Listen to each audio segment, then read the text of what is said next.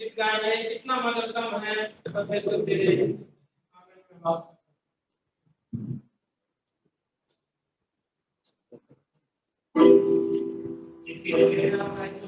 मधुर है प्रभु तेरे आनंद में वास करना। कितना मधुर तुझे,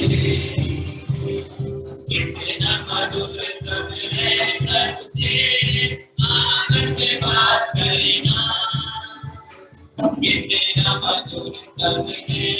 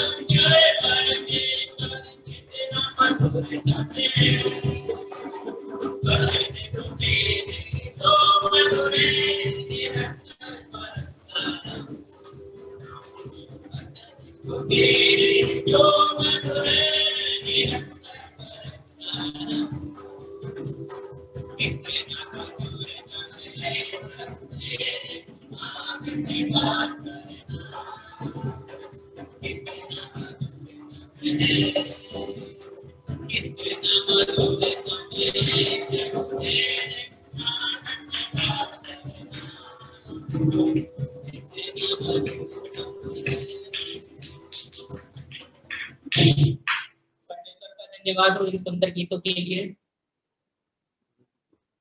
थैंक यू। हम सभी अपने स्थानों पर बैठ जाएंगे।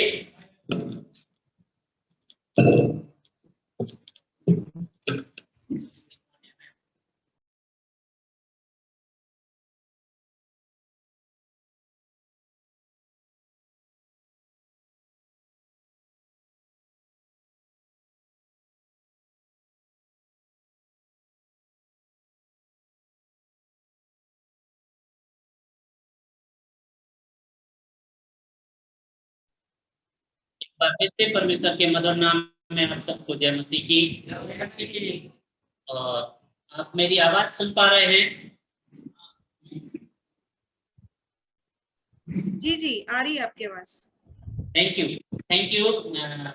अभी हम लोग वचन में जाएंगे। हमारे बीच में है पास्टर तुलसी मसीह, जो हमें हमारे साथ कुछ समय के लिए के वचन में जाए। आइए तुलसी भाई का स्वागत।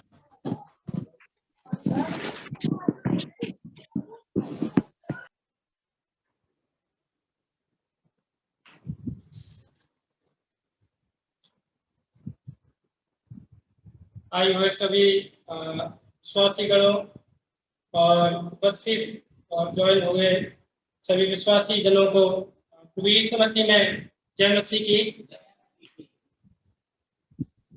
परमेश्वर का मैं धन्यवाद करता हूँ इस प्रार्थना दिवस में। परमेश्वर ने हमें ये मौका दिया है कि हम परमेश्वर की उपस्थिति में आकर परमेश्वर के गीतों को गा सके और फिर से उसकी हम महिमा और प्रशंसा कर सके। तो ये समय हमें परमेश्वर ने दिया है कि हम आनंद के साथ, खुशी के साथ परमेश्वर की उपस्थिति में हम बैठेंगे।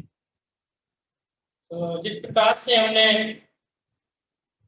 ये गीतों को गाया कि परमेश्वर की महिमा और प्रशंसा करते हैं गीत, और ये गीत परमेश्वर की स्तुति करते हैं। उन गीतों के माध्यम से हम परमेश्वर की महिमा और प्रशंसा करते हैं। तो आइए हम लोग परमेश्वर की स्तुति और प्रशंसा और थोड़ी देर बैठकर करेंगे और परमेश्वर से सुनेंगे, परमेश्वर की बातों को सुनेंगे और परमेश्वर के वचनों को हम सुनेंगे और गहरी चीजों को समझने के लिए हम लोग परमेश्वर की उपस्थिति में होकर सभी लोग बैठेंगे।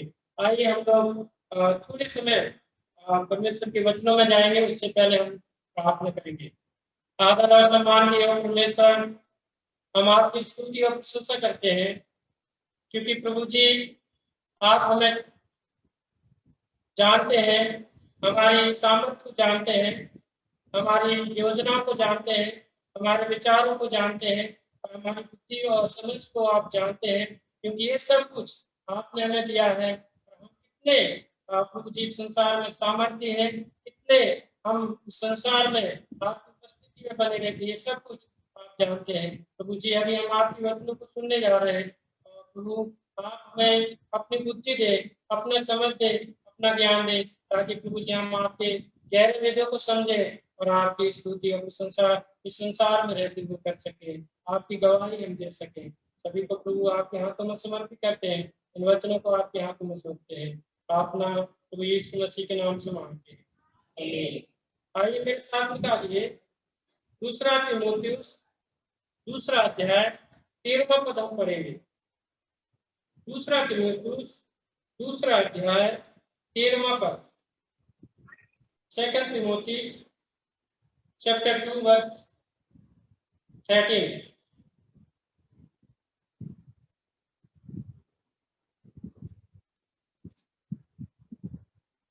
किसी को भी पढ़ा मिला तो पढ़ दीजिए प्लीज। यदि हम अविश्वासी भी हों तो भी वह विश्वास योग्य बना रहता है, क्योंकि वह आप हम अपना इनकार नहीं कर सकता। हाँ, यदि हम अविश्वासी भी हो तो परमेश्वर क्या रहता है? विश्वास योग्य रहता है। परमेश्वर विश्वास योग्य रहता है। तो हमारा जो परमेश्वर है वो विश्वास योग्य परमेश्वर है। यहाँ पर इन वचनों में जो अभी हमने पढ़ा है, तीमुथियुस की जो दूसरी पत्री है, इस पत्री को जब हम पढ़ते हैं तो ये क्यों लिखी गई है, किन परिस्थितियों में लिखी गई है, उस बात को जब हम उसकी पृष्ठभूमि को देखते हैं तो हमें समझ में आता है कि वास्तव में परमेश्वर का वचन हमें क्या बताना चाहता है। ये जो पत्री है तीमुथियुस की पत्री, जब नीरो का शासन था उस समय परमेश्वर का दास पौलुस रोम के जेलखाने में था और उसे महसूस हो रहा था कि अब जो है मेरा अंत आ चुका है, कभी भी मेरा अंत हो जाएगा, कभी भी लोग मुझे मार डालेंगे, रोम के लोग मुझे मार डालेंगे। इस प्रकार से वो परमेश्वर का दास विचार कर रहा था। लेकिन उसने इस पत्री को लिखा ताकि परमेश्वर के गहरे भेदों को परमेश्वर के लोग समझ सके, उन दुखों को जो नीरो ने पहुंचाए थे विश्वासियों के ऊपर, उन दुखों को पहचान सके और उन दुखों को जान सके कि वो समय अंत का समय है। ये समय जो अंत का समय है वो समय भी था, आज भी वही समय है कि परमेश्वर के लोग दुखी, परमेश्वर के लोग कष्ट में जीवन बिता रहे हैं। तो ऐसी परिस्थिति में यहाँ पर परमेश्वर का वचन हमें प्रोत्साहित करता है कि परमेश्वर, जब हम अविश्वासी होते हैं तब भी परमेश्वर हमारा विश्वास योग्य परमेश्वर बनकर रहता है। तो आइए हम परमेश्वर के विषय में देखेंगे कि परमेश्वर की विश्वास योग्यता हमारे साथ कैसी होती है।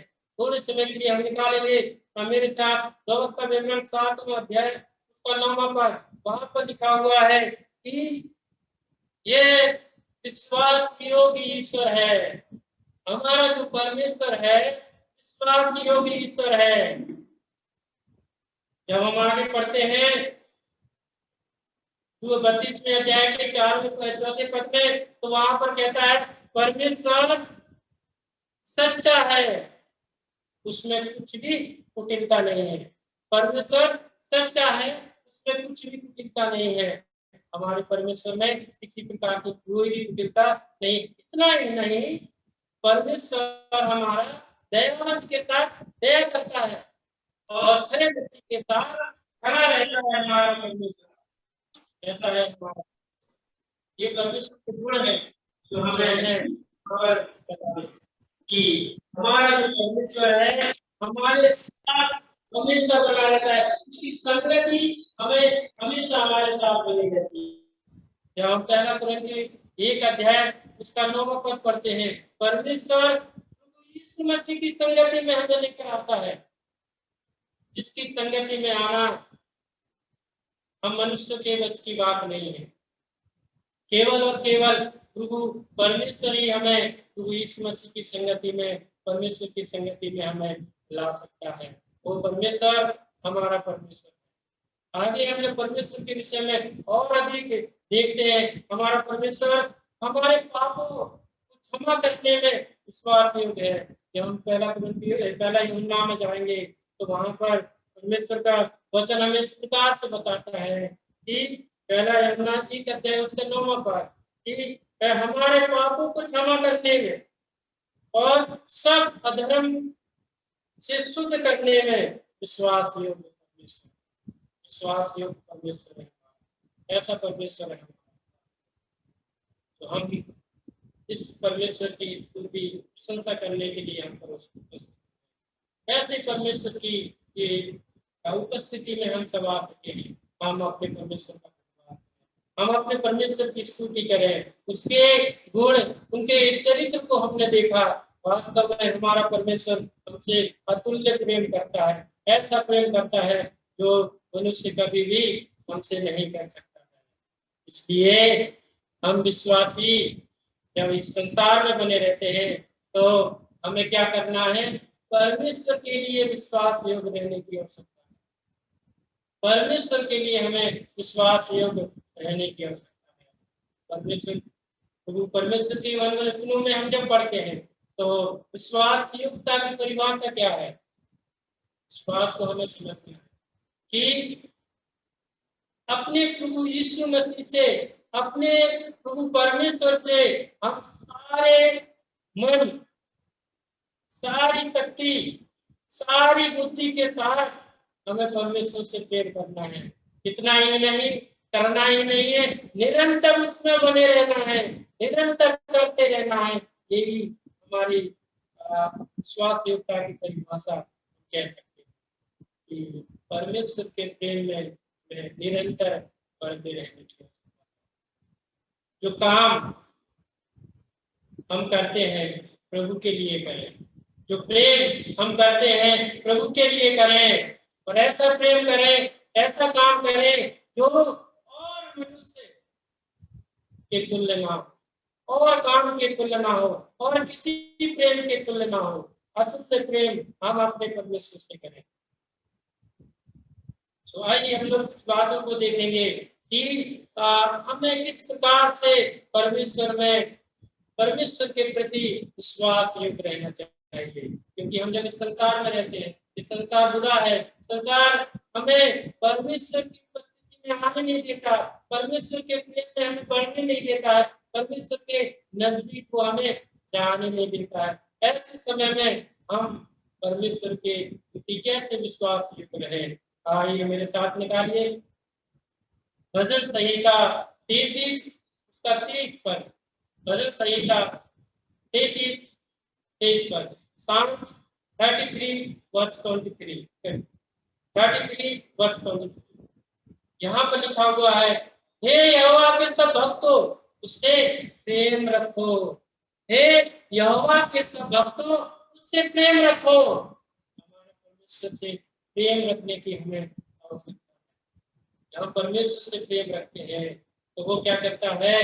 हमें आशीष से देता है। जब हम नीति वचन में जाते हैं 3 अध्याय 3 पद में, तो वहां पर क्या लिखा हुआ? कृपा और सच्चाई तुझसे अलग ना होने पाए, कृपा और सच्चाई तुझसे अलग ना होने पाए। अर्थात परमेश्वर की उपस्थिति तुझसे अलग ना होने पाए।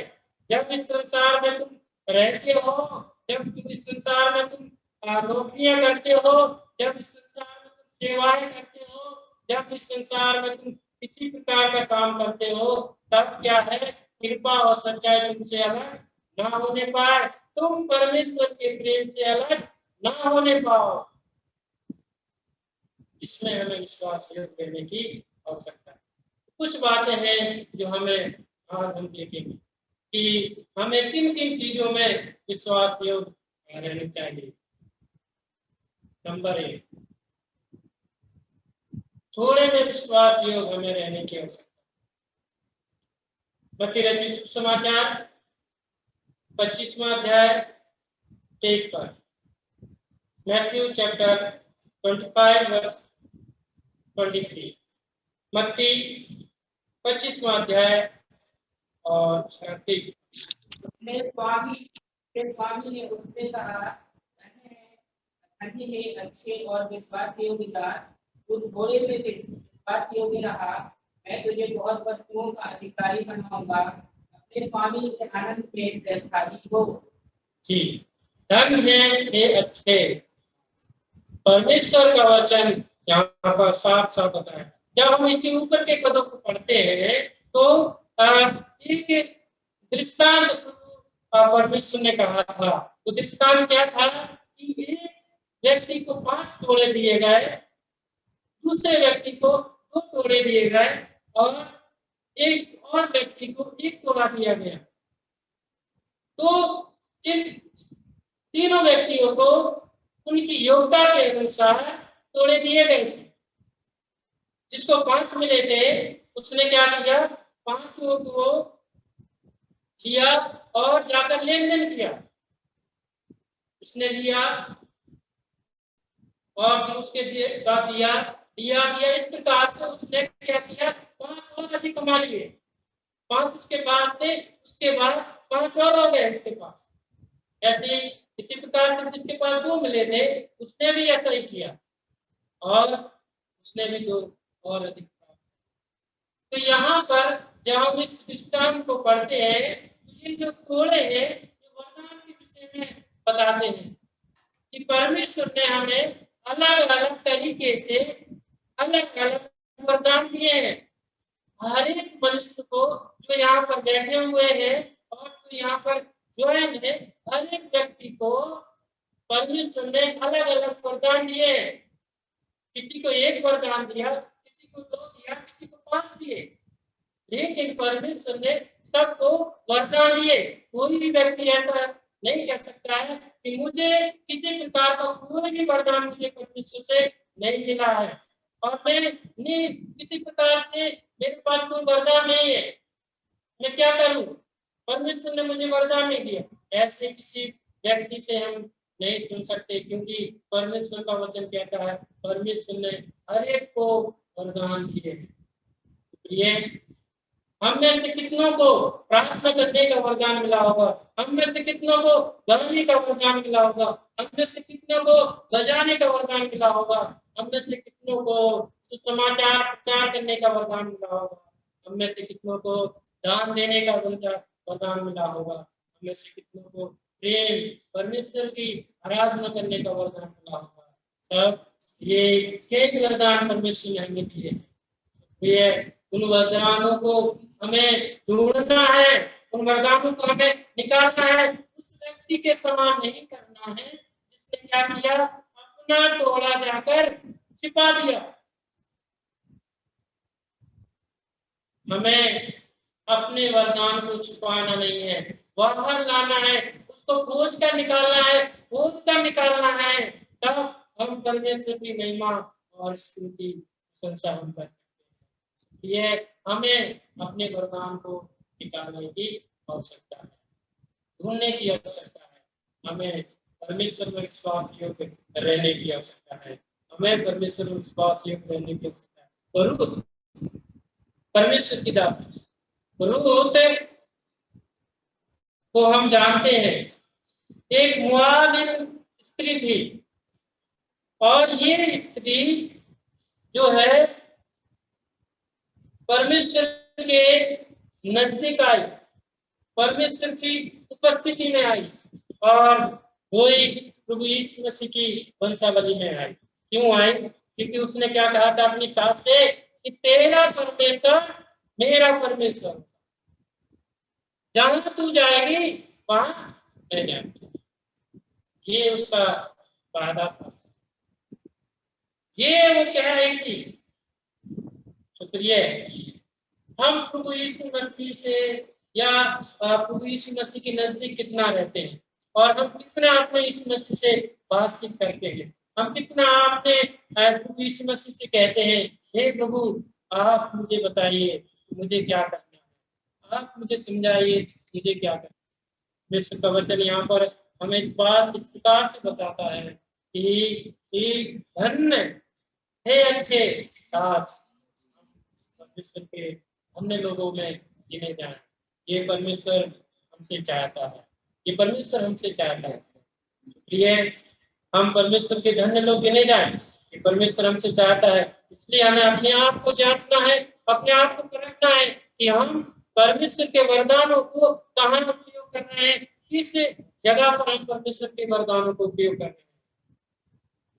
हैं। साथ निकालिए। दूसरी बात हम क्या देखेंगे कि जब हम संसार में रहते हैं तो हमें किस प्रकार से विश्वास योग्य रहना है। मेरे साथ निकालिए दानियल उसका 6वां अध्याय 4 पद। दानियल 6वां अध्याय 4 पद। जब हम इस समाज में रहते हैं तो हमें परमेश्वर में विश्वास योग्य, क्योंकि संसार में जब हम रहते हैं तो संसार में कई प्रकार के लोग हमारे पास आते हैं, कई प्रकार की जो बातें हमें सुनाई देती हैं, कई प्रकार की चीजें हमारे सामने आ जाती हैं जो हमें परमेश्वर से दूर ले जाना चाहिए। निकालिए दानियल 6वां अध्याय 4 पद। तब अध्यक्ष और अधिपति राजकुमारों के विषय में दानियल के विरुद्ध दोष ढूंढने लगे, परंतु वह विश्वास योग्य था और उसके काम कोई भूल व दोष ना निकला, और वे ऐसा कोई अपराध व दोष ना पा सके। तो यहाँ पर मैं आपको बताना चाहता हूँ कि शुरू में क्या है कि दारा राजा के समय में क्या हुआ कि दारा राजा ने अधिपति 120 अधिपतियों को चुना, और ये दानियल को क्या किया, उन अधिपतियों के ऊपर अधिपति बना दिया। क्यों? क्योंकि उसने क्या देखा है कि वह विश्वास योग्य और काम में कोई भी भूल या दोष उसके काम में नहीं है। परमेश्वर ने उसे क्या कर दिया, एक ऐसे उच्च स्थान पर पहुंचा दिया, क्योंकि उसमें किसी प्रकार का कोई दोष नहीं था। विश्वास योग्य पात्र था, विश्वास योग्य व्यक्ति था, हर एक काम में वो विश्वास योग्य था। जब उसके जीवन के विषय में पढ़ते हैं तो उसने राजा का खाना तक नहीं खाया, राजा की दी हुई चीजों को इस्तेमाल नहीं किया, राजा की बताई हुई चीजों को उसने आराधना नहीं किया, चीजों की आराधना उसने नहीं की जिन्हें राजा ने कहा था कि तुम इसकी आराधना करो, वो भी उसने नहीं, क्योंकि वो परमेश्वर के प्रति विश्वास योग्य था, परमेश्वर में विश्वास योग्य था। हमारा भी जीवन इसी प्रकार से संसार में ऐसे कई बार हमारे जीवन में आते हैं जब हम क्या करते हैं, मसीही जीवन से हटकर संसारिक जीवन में चले जाते हैं। ऐसी कई लालसाएं हमारे जीवन में आ जाती हैं, हम इस मसीह के प्रेम से हटकर संसार की बातों पर मन लगाने लगते हैं। हम सोचने लगते हैं शायद इस प्रकार से हम यदि करेंगे तो कौन देख रहा है, क्या होगा, कुछ नहीं होगा। हम परमेश्वर से माफी मांगते हैं, परमेश्वर हमें क्षमा कर देगा। लेकिन प्रिय, हमें हर एक कार्य में, चाहे हम अपने ऑफिस में हो, चाहे हम अपनी खेती बाड़ी में हो, चाहे हम किसी मजदूरी में हो, चाहे हम प्रचार में हो या किसी प्रकार के काम में हो, हमें विश्वास योग्य रहने की आवश्यकता है। समाज में हमें विश्वास योग्य रहने की आवश्यकता है। कभी कभी हम सोचने लगते हैं ये व्यक्ति मेरे विरोध में बोल रहा है, ये व्यक्ति मुझसे लड़ाई करता है, इसलिए मैं इसके लिए प्रार्थना नहीं करूंगी, नहीं करूंगा। ये भी समय हमारे जीवन में आ जाता है। कभी हम इतने दुखित हो जाते हैं, उस व्यक्ति को देखना नहीं चाहते हैं, लेकिन परमेश्वर यहाँ पर, परमेश्वर का वचन हमें बताता है विश्वास रहने की आवश्यकता है। ये छोटी छोटी ये बातें हैं जिनमें हमें विश्वास रहने की। इसके बाद हमें विश्वास योग्य रहना है समय में और धन में, हमें विश्वास योग्य रहने की आवश्यकता है। मेरे साथ निकालिए पहला कुरिन्थियों 4 अध्याय और दूसरा, मेरे साथ निकालिए पहला कुरिन्थियों 4 अध्याय दूसरा का, 1 Corinthians chapter 4 verse 2। फिर यहाँ भंडारी में यह बात देखी जाती है कि वह विश्वास योग्य, जी क्या देखी जाती है कि वह विश्वास योग्य। भंडारी जब भंडारी का अधिकार हमें दिया जाता है तो क्या करना है, समय पर हमें आना है, समय पर हमें काम करना है, समय पर हमें सामान निकालना है, समय पर हमें सामान को इधर उधर करना है। हर एक चीज का समय हमें नियुक्त करना पड़ेगा, क्योंकि हमें विश्वास योग्य रहने की आवश्यकता है। जब हम विश्वास योग्य रहेंगे तभी हम समय पर आएंगे, समय पर हर एक चीज को हम करेंगे। तो ऐसे ही हम मसीही जीवन में होता है। जब हम प्रभु यीशु मसीह में हैं तो हमें खास तौर से समय का ध्यान रखना है। हमें परमेश्वर के लिए हमें समय निकालने की आवश्यकता है। हम अपने काम के लिए दिन भर देंगे, 24 घंटा देंगे, लेकिन परमेश्वर के लिए हम थोड़ा समय नहीं निकाल पाते। इसलिए हमें क्या करना है, परमेश्वर के लिए समय निकालने की हमें, सुबह हो, शाम को हो, दोपहर में हो, कभी भी हो, हमें परमेश्वर के लिए समय निकालने की आवश्यकता है। यदि हम दशमांश के विषय में कहें तो दशमांश हमें समय का भी परमेश्वर को देने की आवश्यकता है, क्योंकि यदि हम समय परमेश्वर को नहीं देंगे, परमेश्वर से बातचीत नहीं करेंगे, परमेश्वर की सुनेंगे नहीं, परमेश्वर से कहेंगे नहीं, तो हमारा का संबंध कैसे बना रहेगा, हमारा और हमारी और उसकी बातचीत कैसे बनती रहेगी। यदि हम अपने प्रियजन से 1 हफ्ता, 2 हफ्ता, 1 महीना, 1 साल तक हम बात नहीं करेंगे तो हमारा मन मुटाव बढ़ता चला जाएगा, हमें उसके बारे में अधिक जानकारी नहीं होगी। इसलिए हमें अपने प्रभु यीशु मसीह से प्रतिदिन बात करने की आवश्यकता है।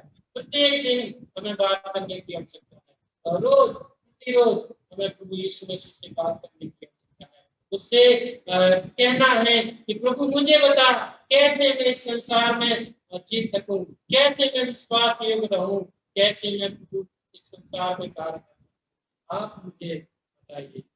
वो परमेश्वर हमें रास्ता बताएगा। और ऐसी इसी प्रकार से हमें धन में भी विश्वास योग्य रहना है, तो परमेश्वर हमें देता है।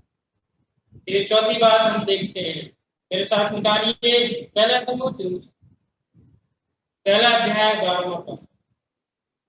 सेवा में हमें विश्वास योग्य रहना।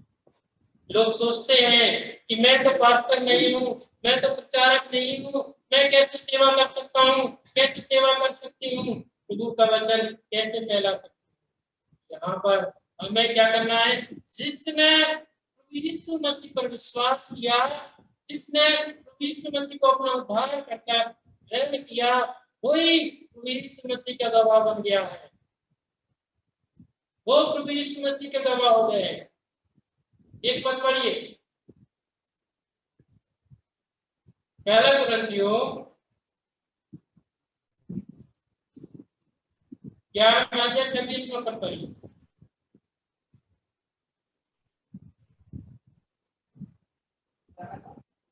26 क्योंकि जब कभी तुम्हें रोटी खाते और इस कटोरे में से पीते हो तो प्रभु की वृत्ति को जब तक वह न आए प्रचार करते हो।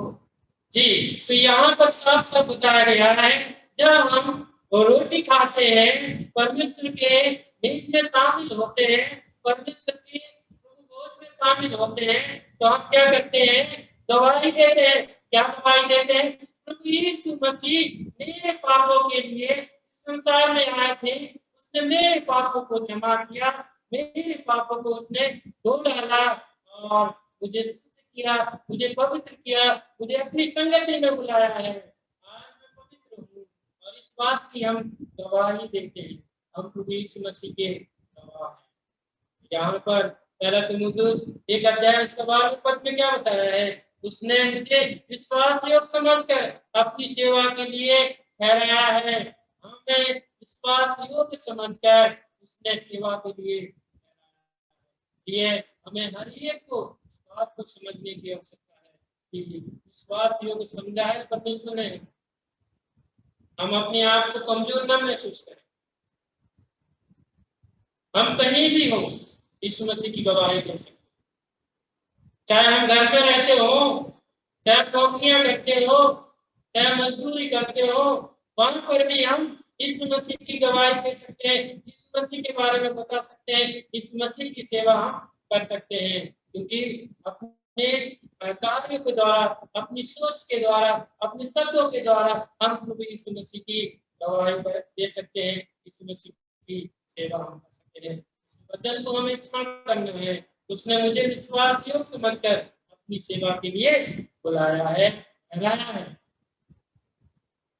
तो दूसरा पद, दूसरा कुरिन्थियों 2 अध्याय 2 पद, दूसरा तीमुथियुस 2 अध्याय 2 पद, वहां पर क्या लिखा हुआ है? विश्वासी मनुष्य को सौंपते जो औरों को भी सिखाने के योग्य हो। और जो बातें तुमने बहुत गवाहों के सामने मुझसे सुनी है, उन्हें विश्वासी मनुष्यों को सौंप दे और जो औरों को भी सिखाने के योग्य हो।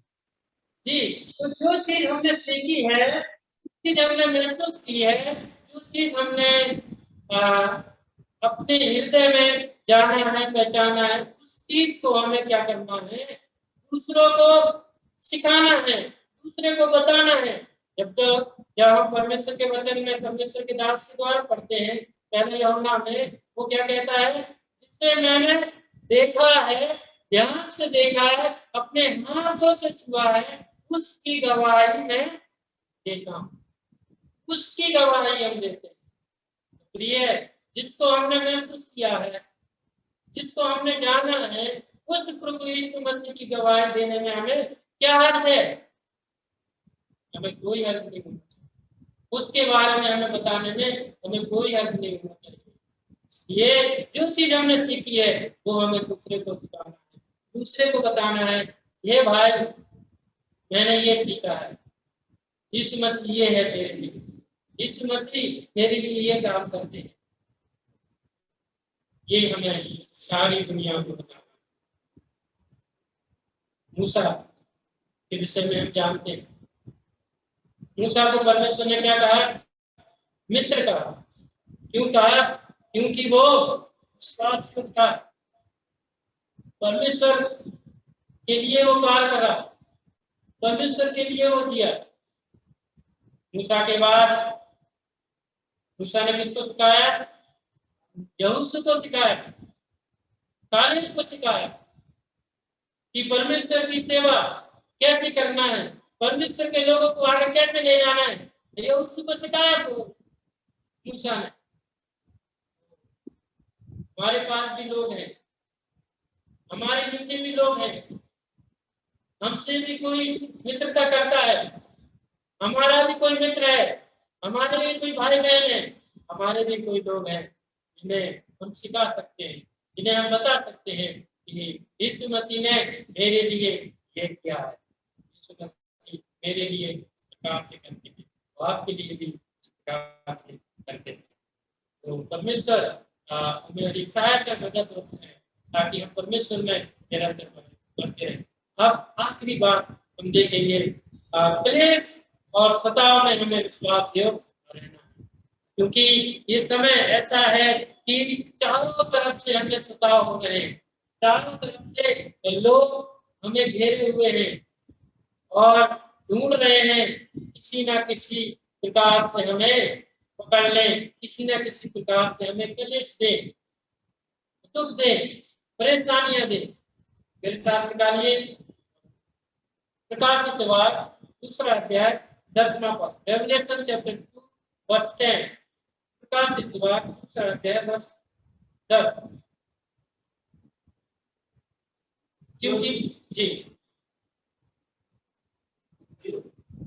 10 जो लोग तुमको देते होंगे उनसे मत डर, क्योंकि देखो शैतान तुम जैसे कुछ को जेल खाने में डराने पर है, ताकि तुम परखे जाओ और तुम्हें 10 दिन तक क्लेश उठाना होगा। प्राण देने तक विश्वासी रहे तो मैं तुझे जीवन का मुकुट दूंगा। तो यहाँ पर क्या लिखा हुआ है? प्राण देने तक विश्वास रहे तो क्या होगा? मैं तुझे जीवन का मुकुट दूंगा। जीवन का मुकुट परमेश्वर हमें देगा। दुख उठा, तुझको दुख इस संसार में झेलने पड़ेंगे, कष्ट तुझे इस संसार में झेलने पड़ेंगे। परमेश्वर का वचन हमें इस बात को सिखाता है। जब हम दुख उठाते हैं, कष्ट उठाते हैं और कष्टों को झेलते हैं, तब क्या होता है कि हम परमेश्वर की आशीषों को प्राप्त करते हैं, परमेश्वर के अनुग्रह को हम प्राप्त करते हैं। और परमेश्वर की आशीष से क्या है कि हम परमेश्वर की संगति में बढ़ते हैं और परमेश्वर के साथ हम बने रहते हैं और परमेश्वर की सुरक्षा में हम बने रहते हैं। ये आशीष से हमें परमेश्वर देता है जब हम इस संसार में विश्वास रखते हैं। तो प्रिय परमेश्वर हम सबको सहायता करें, मदद करें, ताकि हम परमेश्वर की स्तुति, परमेश्वर की महिमा, परमेश्वर की बड़ाई निरंतर आज से लेकर सदा तक करते रहे और परमेश्वर में विश्वास योग हमें रहे। परमेश्वर हम सबको सहायता करे, सबकी सहायता करे, सबको मदद करें कि हम परमेश्वर में विश्वास योग हो और परमेश्वर की महिमा और प्रशंसा हमारे जीवन से निरंतर होती रहे।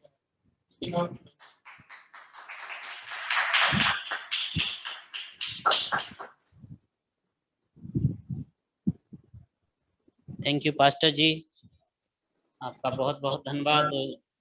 अपने वास्तव में बहुत अच्छे वचनों से हम सबको बताया कि किस प्रकार से हम विश्वास योग बनने की आवश्यकता है। सो हमारे पास रिक्वेस्ट हैं, सो हम प्रार्थना में जाएंगे। प्रार्थनाओं में जाएंगे और हमारे बीच में कुछ लोग हैं और कुछ प्रार्थनाएं हैं।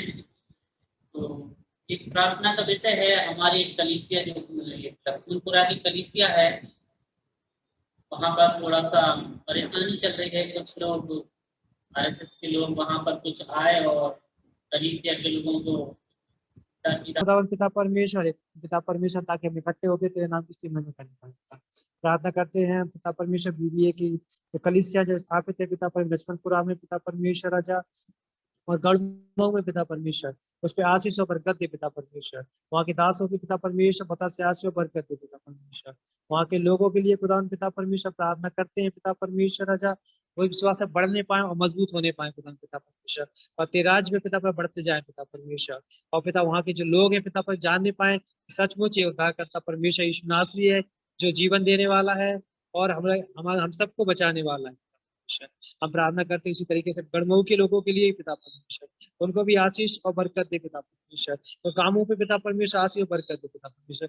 हर एक बातों में धन्यवाद देते पिता परमेश्वर। इनकी कलीसिया में पिता परमेश्वर जो कमी घटी है पिता परमेश्वर, वो यीशु मसीह तेरे नाम से दूर होने पाए पिता परमेश्वर। यदि कोई इनके पिता परमेश्वर कोई बीमार है पिता परमेश्वर कलीसिया में, तो पिता हम प्रार्थना करते उनको छू और चंगाई दे पिता परमेश्वर राजा, और पिता परमेश्वर और बहुतायत से पिता पर बढ़ नहीं पाए। वहाँ के बच्चे बड़े बूढ़े जवान सबको पिता परमेश्वर तेरे हाथों में सौंपते हैं पिता परमेश्वर। तुझसे क्या मांगे तू सब कुछ जानता है। प्रार्थना उदा करते हैं यीशु नासरी नाम से मांगते हैं, आमीन। अभी हमारे बीच में पास्टर किशन जी हैं, मैं उनसे रिक्वेस्ट करूंगा कि हमारी चिल्ड्रन मिनिस्ट्री के लिए प्रार्थना करें। बच्चों की सेवा कराई जो हमारे अलग अलग जगहों में चल रही है, इसके लिए प्रार्थना करें।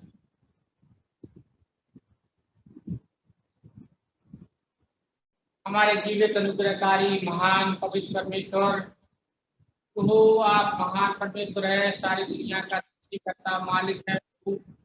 आपने परमेश्वर हम छोटे से लोगों को परमेश्वर आपने चुना और प्रभु हमें इस योग बनाया कि हम आपकी सेवा कर सकें, आपके वचन को सुन सकें, आपके वचन में जा सकें, आपकी संगति में रह सकें।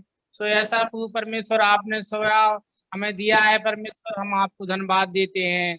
प्रार्थना करते हैं महान परमेश्वर छोटी सी कलीसिया के लिए परमेश्वर इसको बढ़ाएं, इसको परमेश्वर अपने अनुग्रह में बढ़ाते रहें। और प्रभु परमेश्वर जितने लोग परमेश्वर इस कलीसिया में हैं और जो बीमार हैं, जो दुख में हैं, जो सताव में हैं, उन सब के लिए प्रार्थना हम निवेदन करते हैं। प्रभु आप सहायता करें, मदद करें।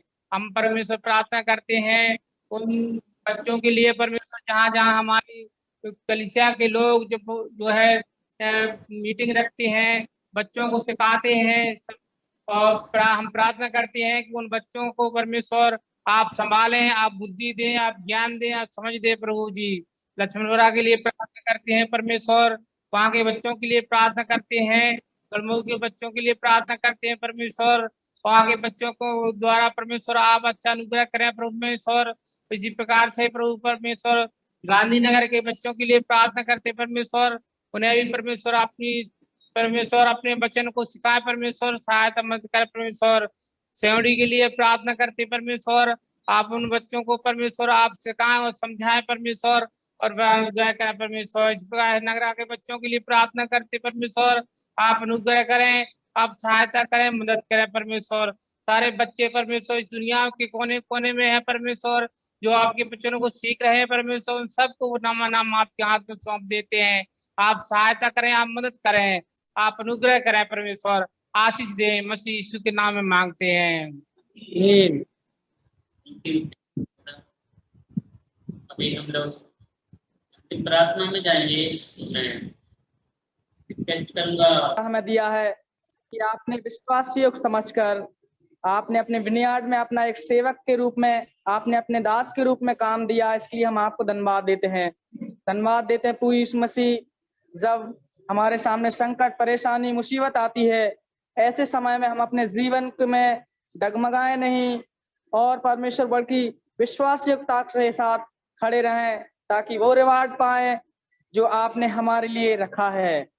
और प्रभु यीशु मसीह हम प्रार्थना करते हैं, जो झांसी की सारी असेंबली को आपके हाथ में सौंपते हैं और प्रभु यीशु मसीह सारी एक्टिविटीज को आपके हाथ में सौंपते हैं। जो विलेज में मिनिस्ट्री चलती है, प्रभु जी आप सबको आशीष दे, मदद कर और उनको प्रोटेक्शन दे परमेश्वर, नाना प्रकार की बातों से दूर रखना प्रभु यीशु मसीह, आपके विश्वास योग्यता में बढ़ने में सहायता और मदद कीजिए। और चिल्ड्रन एक्टिविटी के लिए भी प्रार्थना करते हैं, जो 5-6 गांवों में मिनिस्ट्री चलती है, उस पर भी आपका बहुत ऐसे अनुग्रह आशीष हो। बच्चे आपका दिया हुआ यीशु मसीह एक दान है, उन बच्चों को बहुत ऐसे आपके ज्ञान में, बुद्धि में और डील डॉल में बढ़ने में सहायता मदद कीजिए। और प्रभु यीशु मसीह हम प्रार्थना करते हैं, रेप्लिकेशन के सारे परिवार के सदस्यों को आपके हाथ में सौंपते हैं, आपके अनुग्रह में और आपकी दया में रहने में सहायता और मदद कीजिए। हर एक की जरूरत को भी आपके हाथ में सौंपते हैं परमेश्वर, और जो संचालन करते हैं उनको भी आपके हाथ में सौंपते हैं। आपके ज्ञान और बुद्धि से परिपूर्ण करें, और ताकि ये सेवा ऐसे ही चलती रहे, आपके द्वितीय आगमन तक परमेश्वर ये सेवा चलती रहे। और प्रभु यीशु मसीह जो किसी भी कारण से आज नहीं जुड़ पाए, आने वाले सप्ताह में उन्हें जुड़ने में सहायता मदद करे, ताकि आत्मिक जीवन में बहुत ऐसे बढ़ने में सहायता मदद कीजिए। इस प्रार्थना को बड़े आदर और धन्यवाद के साथ प्रभु यीशु मसीह के मीठे और पवित्र नाम से मांगते हैं, आमीन।